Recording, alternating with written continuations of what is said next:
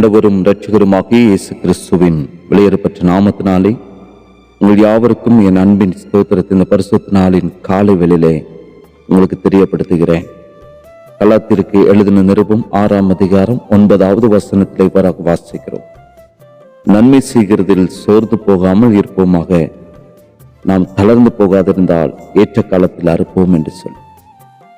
கிறிஸ்துவுக்குள் அன்பான தேவனுடைய பிள்ளைகளே, நம்முடைய வாழ்க்கையிலே நாம் அநேக காரியங்களில் சோர்ந்து போய்விடக்கூடாது என்று சொல்லி பரிசுத்த வேதாகமும் நமக்கு கற்றுக் கொடுக்கிறது. நாம் ஜெபிப்பதில் சோர்ந்து போய்விடக்கூடாது என்று சொல்லி வேதாகமும் கற்றுக் கொடுக்கிறது.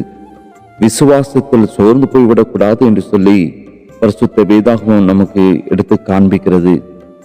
அதுபோலவே நன்மை செய்வதிலும் நாம் சோர்ந்து போய்விடக்கூடாது என்று சொல்லி பரிசுத்த வேதாகமும் நமக்கு கற்றுக் கொடுக்கிறது.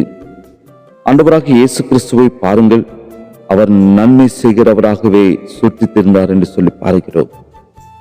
ஒருமுறை சாது சுந்தர் சிங் அவர்கள் இமயமலையிலிருந்து ஒரு கிராமத்திற்கு ஊழியத்திற்காக அவர் பிரயாணப்பட்டார்.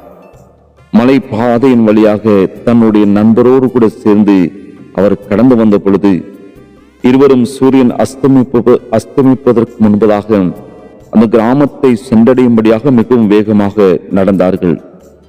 சூரியன் மறைந்து விட்டால் அங்கு மிகவும் கடுமையான குளிர்காற்று வந்து இருவரும் மறித்து போய்விடுகிறதான அபாயம் கூட அங்கு காணப்பட்டது. அவர்கள் வருகிறதான வழியில் ஒரு வழிபோக்கன் விழுந்து கிடந்ததை இருவரும் பார்த்தனர். குளிரின் நிமித்தமாக அவன் உறைந்து போயிருந்தாலும் அவனுக்குள் ஜீவன் காணப்பட்டது. அப்பொழுது சாது சுந்தர் சிங் தன்னுடைய நண்பரிடம் சொன்னார், நாம் இருவரும் இந்த மனிதனை தூக்கி கொண்டு போய் அவனை காப்பாற்றுவோம் என்று சொல்லி. ஆனால் தன்னுடைய நண்பரோ, இப்போது இருட்டாகிவிட்டது, இவனையும் தூக்கி கொண்டு போனால் நம்மால் வேகமாக நடக்க முடியாது, நாம் மூவரும் மரித்து போய் விடுவோம், எனவே நேரத்தை வீணாக்க வேண்டாம் என்று சொல்லி. ஆனால் சாது சுந்தர் சிங் அவரிடம் சொன்ன ஒரு காரியம், நீருக்கடம் வேணுமானால் கடந்து செல்லும் என்று சொல்லிவிட்டு அந்த மனிதனை தன்னுடைய தோளின் மேல் போட்டுக்கொண்டு தூக்கி கொண்டு நடக்க ஆரம்பித்தார். சிறிது தூரம் சென்றவுடனே மற்றொரு மனிதன் விழுந்து கிடப்பதை சாது சுந்தர் சிங் அவர் பார்க்கிறார். அருகில் சென்று பார்த்த பொழுது அங்கு அவரோடு கூட நடந்து வந்த தன்னுடைய நண்பன் கீழே விழுந்து மரித்து போய் கிடக்கிறதை பார்த்தார். அதிர்ச்சிவிட்டார். ஆனால் சாது சுந்தர் சிங் தான் தூக்கி கொண்டு வந்ததான் அந்த மனிதன் உயிர் பிழைத்துக் கொண்டான். அவனை தோளின் மீது தூக்கி கொண்டு நடந்த பொழுது இருவருடைய உடலிலிருந்து உண்டானதான அந்த சூடானது, அந்த வெப்பமானது அவருடைய வாழ்க்கையில ஜீவன் கொடுத்தது, ஒரு புதிய பாதைக்கு வழிவகுத்தது. இருவரும் பிழைத்துக் கொண்டனர். தாங்கள் செல்ல வேண்டிய கிராமத்திற்கும் அவர்கள் கடந்து சென்றார்கள். எனவேதான் நன்மை செய்தால் நன்மை இல்லை என்று சொல்லி கூறுவதை நாம் பார்க்க முடிகிறது. எனவே நன்மை செய்வதில் நாம் சோர்ந்து போய்விடக்கூடாது. நன்மை எப்பொழுதும் செய்தால் நம்முடைய வாழ்க்கையிலும் நாம் நன்மையை பெற்றுக் கொள்வோம். நாம் ஏதாவது ஒரு விதத்துல யாராவது ஒரு மனிதருக்கு நாம் உதவி செய்திருந்தால் அல்லது நன்மை செய்திருந்தால் அதற்கான பிரதிபலனை கர்த்தர் ஏற்ற காலத்திலே நமக்கு செய்கிறவராய் காணப்படுகிறார். ஆண்டவராக இயேசு கிறிஸ்து நமக்கு கற்றுக் கொடுத்த காரியங்களை நாமும் பிறருக்கு கற்றுக் கொடுக்க வேண்டும், காண்பிக்க வேண்டும். அவர் அநேக ஜனங்களுக்கு நன்மை செய்தார்.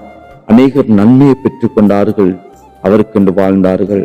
நாமும் அவரை பின்பற்றி அவருக்கென்று வாழ்கிற நம்ம ஒவ்வொருவரும் அநேகருக்கு நன்மை செய்கிறவர்களாக, திக்கற்றவர்களை ஆதரிக்கிறவர்களாய், கைவிடப்பட்டவர்களுக்கு உதவி செய்கிறவர்களாக, ஒரு நேரம் ஆகாரத்துக்கு தவிக்கிறவர்களுக்கு ஆகாரத்தை பகிர்ந்து கொடுக்கிறவர்களாக, வஸ்திரம் இல்லாதவர்களை பார்த்தால் வஸ்திரம் வாங்கி கொடுக்கிறவர்களாக நாம் காணப்பட வேண்டும் என்று சொல்லி பரிசுத்த ஆவியானவர் இந்த காலை வேளையில வாஞ்சிக்கிறார். எனக்கு அன்பான தேவனுடைய பிள்ளைகளை, சோர்ந்து போகாமல் நன்மை செய்யுங்கள், அதுக்கான பிரதிபலனை கர்த்தர் உங்களுக்கு தருவார். ஜெபிக்கலாமா? நேசிக்கிறதான அன்பின் நல்ல தகப்பனே, ஆசீர்வதிக்கப்பட்டதான இந்த காலை வேளைக்காக நாங்கள் நமக்கு நன்றி செலுத்துகிறோம். அப்பா, நன்மை செய்வதில் சோர்ந்து போகாமல் இருக்க வேண்டும் என்று சொல்லி வேதத்தின் மூலமான நீங்களை காண்பிக்கிறேன், கற்பிக்கிறேன். நமக்கு நன்றி செலுத்துகிறோம். நாங்கள் நன்மை செய்வதில் சோர்ந்து போகாமல் நீர் காண்பித்தது போல நாங்களும் அப்ப அந்த பூமிக்குரிய வாழ்க்கையில் நன்மை செய்கிறவளாய், அநேகருக்கு ஆண்டவரே நீ அன்பை வெளிப்படுத்தி காண்பிக்கிறவளாய், கர்த்தாவை ஒவ்வொருவருக்கும் அப்படிப்பட்ட கிருபையில கர்த்தர் கொடுப்பீராக. நம்முடைய கிருபை ஆண்டவரே நம்முடைய பிள்ளைகளை சூழ்ந்து கொள்ளட்டும். அநேகருக்கு அந்த உதவி செய்கிற பாத்திரவான்களாக என் தகப்பனை ஒவ்வொருவரையும் எடுத்து பயன்படும். இயேசுவின் நாமத்தில் ஜெபிக்கிறோம் நல்ல பிதாவே. ஆமென், ஆமென்.